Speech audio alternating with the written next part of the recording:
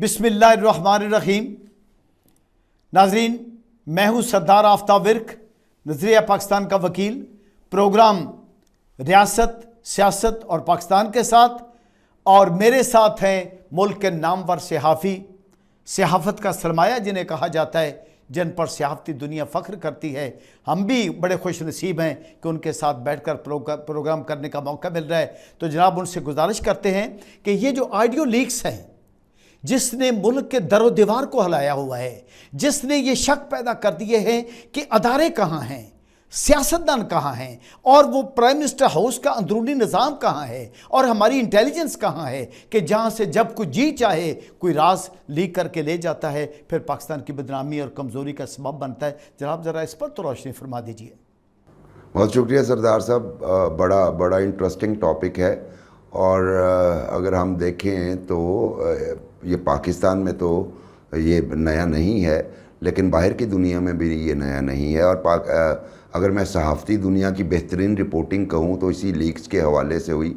वो बात लीक तो नहीं हुई थी, लेकिन बहरहाल एक कोशिश की गई थी। 60s में आपको याद होगा, निक्सन साहब सदर थे और वहाँ पे एक डेमोक्रेटिक काउंसिल का ऑफिस जो था, उसमें कोई चोरी हो गई। उस चोरी की इन्वेस्टिगेशन के दौरान पता चला एक्चुअली वो चोरी नहीं थी, बल्कि वो मामला इस तरह था कि उसमें कुछ स्पाइंग डिवाइसेस लगाई जा रही थी ताकि गुफ्तगू सुनी जा सके, यानी रिकॉर्ड की जाए और फिर सुनी जा सके।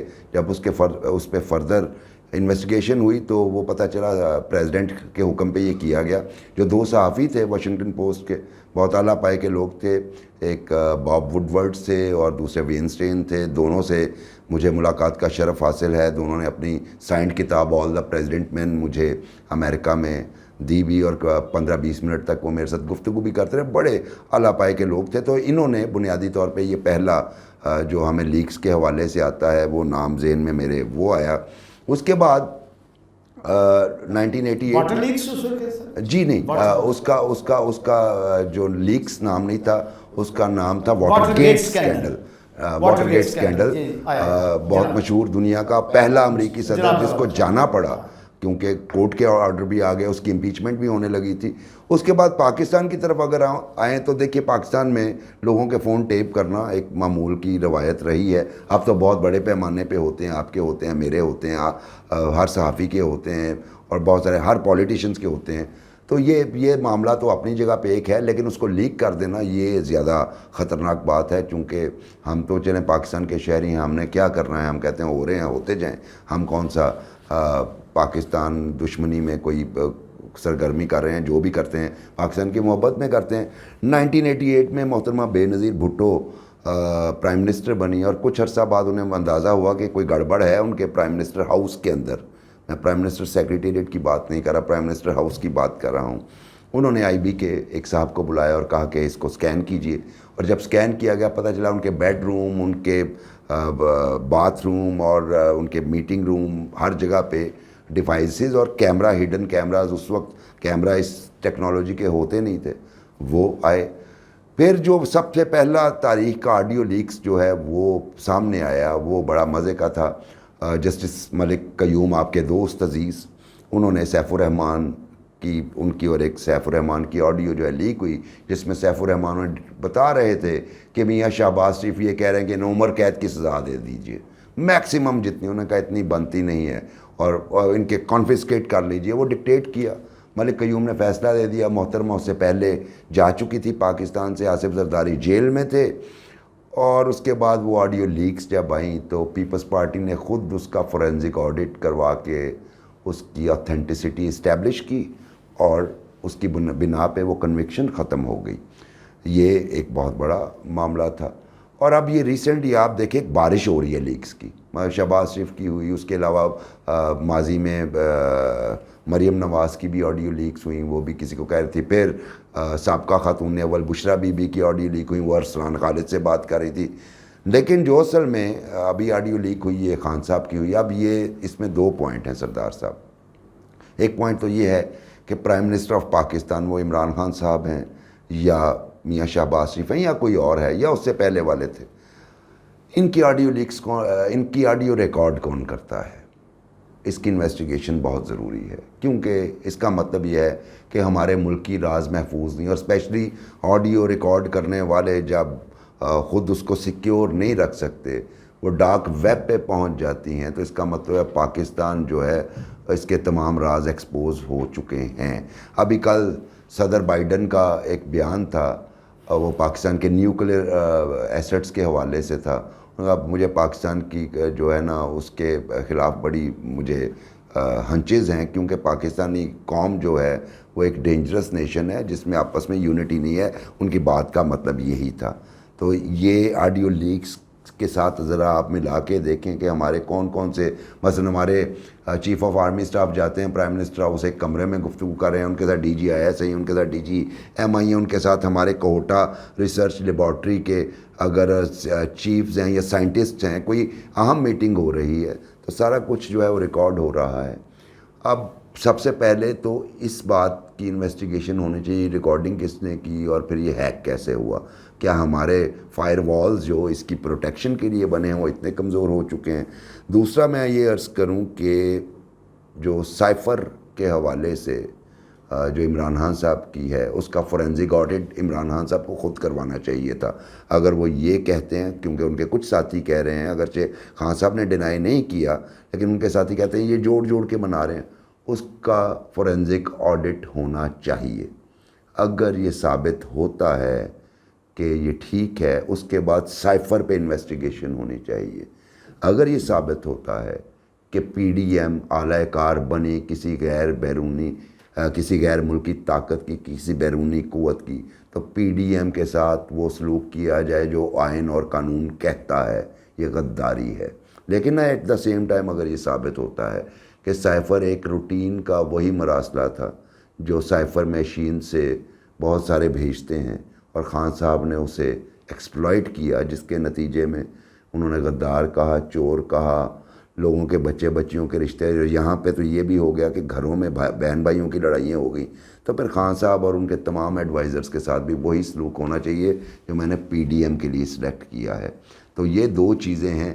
آج کے دن، آج بروز ہفتہ اور 15 اکتوبر، آج کے دن بھی ایک ہمیں اطلاع ہے کہ کوئی ویڈیو لیک آ رہی ہے۔ ابھی تک تو ہم آڈیوز دیکھ رہے تھے، کوئی ویڈیو کے حوالے سے بھی اطلاعات ہیں جس کے بارے میں خان صاحب بھی کافی زیادہ قوم کی ذہن سازی ان ایڈوانس کر رہے ہیں کہ میری یہ بڑی خراب ویڈیوز بنا کے پیش کر رہے ہیں، تو ابھی وہ بھی آئیں گی، لیکن یہ انتہائی نیگیٹو ٹرینڈ ہے اور یہ معاشرے میں مزید ہیجان برپا کرے گا۔ اس کے لیے تمام پولیٹیکل فورسز کو اور ریاستی اداروں کو ایک جگہ پہ بیٹھ کے، یہ اگرچہ ایک کمیٹی بن گئی ہے لیکن ایک لارجر سکیل پہ، اس میں عوام کو بھی آپ شریک کریں، کیونکہ عوام کی شرکت کے بغیر کلوز ڈور کے فیصلے جو بھی آپ کریں گے وہ غیر مقبول فیصلے ہوں گے، اور ہم نے ہمیشہ عوام کو اس بات سے باہر رکھا ہے جب بھی ہم نے کوئی پالیسی بنائی ہے، وہ کوئی بھی پالیسی ہو، آپ دیکھیے ڈائریکٹلی عوام کو ہم نے انوالو نہیں کیا۔ تو اس وقت ضرورت ہے کہ یہ جو آگے آ رہا ہے ایک فلڈ جو کہ معاشرے میں شاید قتل و غارت کروا دے، اس کو روک تھام، اور یہ میں آپ کو کہہ رہا ہوں سردار صاحب کہ یہ ویڈیو لیکس کا سلسلہ شروع ہوا تو اس کے نتیجے میں پتہ نہیں کیا ہوگا اس معاشرے کے ساتھ۔ تو اس کے سد باب کے لیے یہ ہم، آپ کی، میری اور تمام پولیٹیکل لیڈرز، ریاستی اداروں، تمام ملٹری لیڈرز کی ذمہ داری بنتی ہے کہ اس کو کاؤنٹر کرنے کے لیے کوئی مشترکہ اسٹریٹجی بنائی جائے۔ لیکس پر اور ویڈیو لیکس پر، آڈیو لیکس پر جو کچھ آپ نے ہمیں اپنے حقائق پر مبنی گہرے تجزیے کے تحت ایک تحقیق پسند صحافی کے نقطہ نظر سے بتایا، وہ ہمارے لیے سرمایہ ہے پوری قوم کے لیے۔ میں صرف اس میں سے ایک سوال کروں گا کہ جو سائفر پہ آپ نے بات ابھی کی ہے، وہ تو 2 مرتبہ نیشنل سیکورٹی کونسل کی میٹنگ ہو گئی جس میں یہ تسلیم کیا گیا کہ یہ مداخلت ہے، مداخلت کی حد تک تسلیم کیا گیا ہے۔ اب اس سے یہ نظریں کیوں چرا رہے ہیں؟ کیا یہ امریکی غلامی کی دلیل ہے؟ کیا یہ خوف ہے یا اپنے مفادات ہیں؟ جیسے کہ میں نے گزارش کی تھی کہ میرے آج ہی وہ جس دوست نے مجھے تحریر دی نا، جی کلیم احمد صاحب نے، انہوں نے کہا کہ ورک صاحب پاکستان کے نظریے کی بات نہیں ہے، یہ نظریہ ضرورت کی بات ہے۔ سردار صاحب میں ایک گزارش کر لوں چاہیے. یہ سیدھی سی بات اس نے کہا تھا جی آپ جب یہ بات کرتے ہیں نا کہ نظریہ پاکستان, تو میں کہتا ہوں آپ وہ لوگ نظریہ پاکستان کا نفاذ کیسے کریں گے جو نظریہ ضرورت کے زنجیروں میں جکڑے ہوئے ہیں, وہ ہر طرف ہیں. سردار صاحب پھر جی میں عرض کرتا ہوں, وہ مداخلت جو انہوں نے کہی, انہوں نے لینگویج کے حوالے سے کہی, لینگویج ٹھیک نہیں ہے. ایک تو یہ مداخلت کی بات جو ہے نا ویوڈ نہیں ہے. ایک بات دوبارہ اس پہ کمیٹی بن چکی ہے, دوبارہ اس کی سامنے آ جائے گی. لیکن میں آپ سے عرض کرتا ہوں کہ اس طرح کے سائفرز آتے رہتے ہیں. میں آپ کو ڈائریکٹ مداخلت کے قصے سنا دیتا ہوں. میں نے ماضی میں بھی کہا تھا, ہینری کسنجر نے بھٹو سے کہا کہ ہم آپ کو تاریخ میں نشان عبرت بنا دیں گے اگر آپ نے ایٹمی پروگرام رول بیک نہ کیا. انہوں نے بنایا, بھٹو کو ہینگ کیا. تو پھر مداخلت تو یہ تھی نا کہ بندہ آن دا ریکارڈ آپ کو تھریٹ کر رہا ہے, نہ کہ ایک بالکل لو لیول کا کوئی آفیسر, وہ ایک سائفر, اور وہ بھی آپ کے ایک ڈپلومیٹ کو کہہ رہا ہے. ڈپلومیٹ اس کو ڈی کوڈ کر کے ایک مشین جو کہ کوڈ ورڈ میں اسے پریپیئر کرتی ہے وہ بھیج رہا ہے, پھر آپ اسے ڈی کوڈ کر کے آگے جو سنا رہے ہیں اس کو آپ مداخلت کہہ رہے ہیں. ذرا اس کی طرف بھی آئیے نا کہ ہم آپ کو نشان عبرت بنا دیں گے. اور ہمارے بہت سارے آج کے لیڈر بشمول عمران خان اسی شخص کی پیداوار ہیں جس نے بھٹو کو ہینگ کیا, اور آج وہ مداخلت کی بات کر رہے ہیں. دوسرا میں پوائنٹ آپ سے عرض کرتا ہوں, ایٹمی دھماکوں کے اوپر ہمیں یاد ہے, ہمیں بڑے سیریس تھریٹ تھے. کلنٹن نے فون کیا کہ سینکشنز یا پیسے بند کرو, یہ نہیں کہا. جس کو بھی کریڈٹ دینا چاہتے ہیں آپ تاریخ میں دیجئے. تیسری جو پرویز مشرف کے دور میں, ہم آپ کو سٹون ایج میں واپس بھیج دیں گے. رچرڈ آرمیٹاج, اس نے سیدھا تھریٹ کیا تھا. یہ ویوڈ مداخلتیں ہیں حضور, جس پہ آپ کی ریاست نے کیا کیا. آپ نظریہ پاکستان سے وابستہ رہے ہیں, میں بھی ان کے اخبار میں مجید صاحب کے کام کرتا رہا ہوں. وہ جب ہم امریکہ کی لڑ رہے تھے وار افغانستان میں, تو میسٹ ہیڈ جسے سر ورک کہا جاتا ہے, سر ورک نوائے وقت کے افغان باقی کوہسار باقی والا نعرہ اس وقت کوائن کیا تھا امریکہ کی جنگ لڑنے کے لیے. ہم نے ڈائریکٹ مداخلت وہ تھی. تو میرا خیال ہے کہ یہ کافی خوفناک قسم کا آپ نے سوال کیا ہے, اور اس میرا جواب میں ابھی بہت اس کو ایک خصوصی پیرائے میں لپیٹ کے عرض کیے دے رہا ہوں.